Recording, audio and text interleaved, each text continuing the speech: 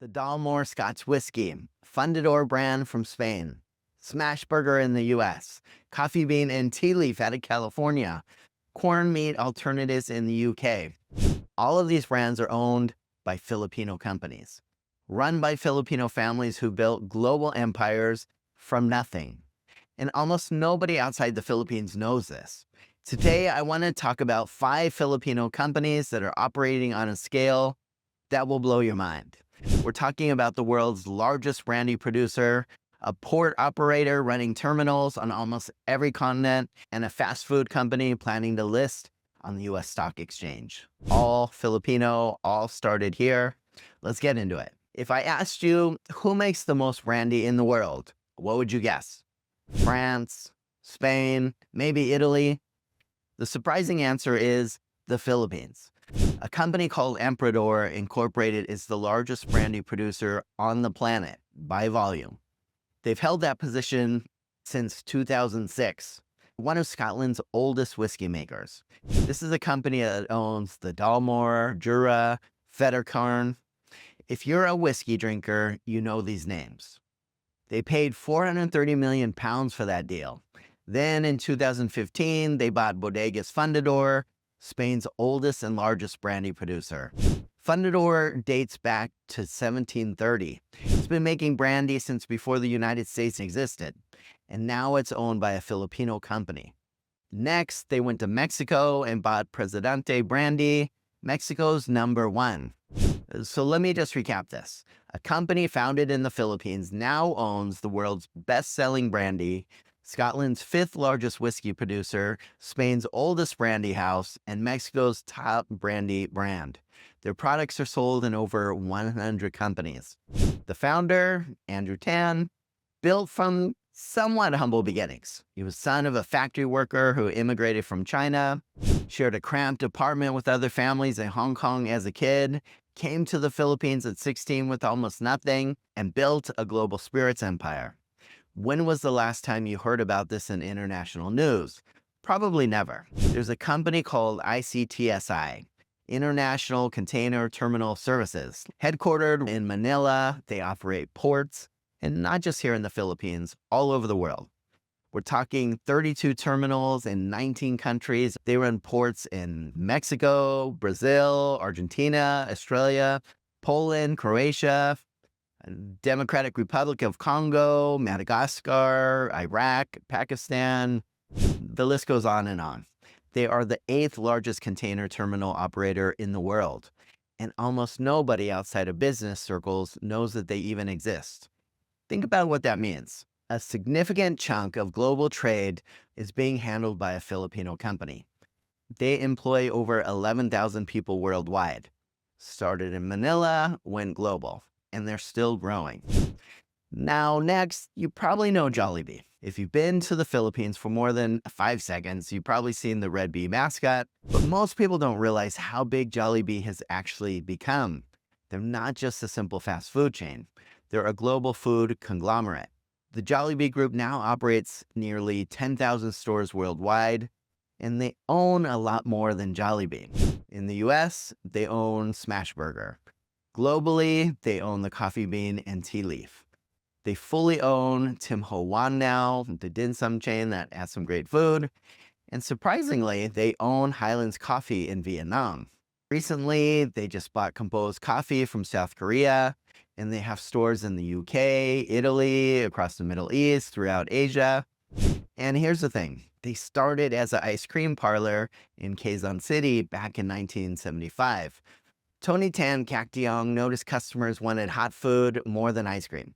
So he pivoted. He created a menu that catered to Filipino tastes. Sweeter spaghetti, crispier chicken, and instead of trying to be like McDonald's, he leaned into what made Jollibee different. Now his goal is for Jollibee to become one of the top 5 restaurant companies in the world by market cap. It may sound like there's no way this Filipino company could do that, but trust me, they're actively working towards that and making great inroads. Just recently, they announced plans to list their international business on the US stock exchange, a Filipino fried chicken company listing in America. That's the ambition we're talking about. All right, so for all of us needing to grow up at some time in our life eating cheap noodles, This one might hit a little bit closer to home. Monday Nissin is the company behind Lucky Me, which is probably the most popular instant noodle brand in the Philippines. But in 2015, they did something that shocked the food industry. They bought Corn Foods from the UK for 550 million pounds. Corn is one of the biggest meat alternative brands in the world. Now, this is a little bit amusing to me as a vegetarian because almost nobody eats vegetarian food in the Philippines. But after doing some research for this video, I see these corn food packages everywhere in grocery markets in the Philippines. Corn is one of the biggest meat alternative brands in the world. They're the market leader in 15 countries. A Filipino noodle company now owns one of the leading plant-based protein brands globally. That's something I never expected to say. But it doesn't stop there. They own Black Swan, the biggest chilled dips brand in Australia, and Nudie, a major premium juice brand in Australia. This company started making crackers and noodles in the Philippines, and now they're a global player in health food and meat alternatives. Perhaps not completely unsurprisingly with what they make, their overseas sales make up the majority of their revenue now.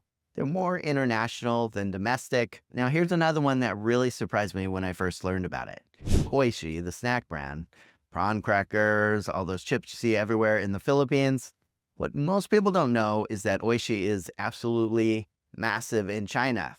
The company, Whyte, started in 1946 as a cornstarch repacking business. Just a family selling gaogao after World War II. In the 1970s, they started making snacks. And in the mid-1980s, Carlos Chan, one of the sons of the founder, started exploring the Chinese market. They opened their first factory in Shanghai in 1993, and these guys crushed it. They now have more than a dozen factories in China, over 700 distributors. They've been named a China-famous brand.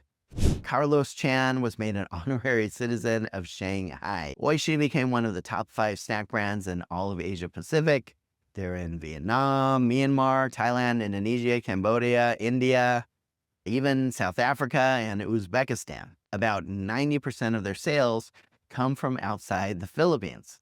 This Filipino company is bigger internationally than it is at home. So why am I telling you all this? Because I think there's a narrative about the Philippines that needs to be challenged. The story most people hear is that the Philippines exports workers, nurses, sailors, call center agents, domestic helpers. And that's true. That's part of the story. And there's something impressive about all of that work. But it's not the whole story. The Philippines also exports companies that acquire European distilleries, companies that run ports across the globe, companies that own the meat alternative, companies that dominate snack food markets across Asia. This is a country with real entrepreneurial ambition. Filipino business families who started with nothing, selling cornstarch or ice cream, and built global empires.